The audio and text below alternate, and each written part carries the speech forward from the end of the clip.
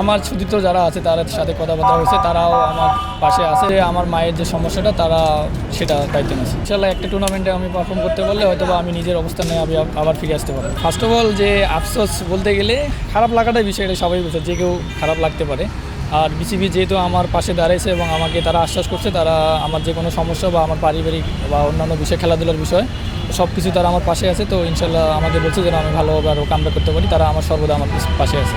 হ্যাঁ, তারা আমার ছুটিতে যারা আছে তাদের সাথে কথাবার্তা হয়েছে, তারাও আমার পাশে আছে এবং তারাও আমাকে একটা ভালো সাপোর্ট দেওয়ার তারা আশ্বাস করছে। না, আর্থিক পরিমাণটা বলতে চাচ্ছি না, দায়িত্ব বলতে আমার খেলাধুলার বিষয়টা তারা দায়িত্ব আছেন এবং আমার যাতে আমি আরও ভালোভাবে কামব্যাক করতে পারি। আর সেকেন্ড হলো যে আমার মায়ের যে সমস্যাটা তারা সেটা দায়িত্ব নিয়েছে। সে তো অবশ্যই যে অনেকটা পিছিয়ে গেছি, তো ইনশাল্লাহ ইতিমধ্যে যা হয়েছে এখন নতুন চেষ্টা করতেছি নিজেকে ইনজুরি রিকভার করে ভালোভাবে নিজেকে আর কামব্যাক করতে, যাতে একটা ভালো একটা অবস্থানে আমি নিজেকে নিয়ে যেতে পারি। আফসোস বলতে কিছু নাই, যেহেতু ইনজুরিতে ছিলাম তো এখন রিকভারি করছি। এখন আলহামদুলিল্লাহ চেষ্টা থাকবে সামনে একটা হয়তো T20 টুর্নামেন্ট হতে পারে শুনতেছি, তো সেটা দিয়ে নিজেকে যেন নতুন করে কামব্যাক করতে পারি। তো আলহামদুলিল্লাহ মানে এখন অনেকটা মেন্টালিটি স্ট্রং আছে, যেহেতু মাঝখানে যে একটা মানসিক দুশ্চিন্তায় ছিলাম, তো সেটা ইনশাল্লাহ নিজেকে ওভারকাম করতে পারছি।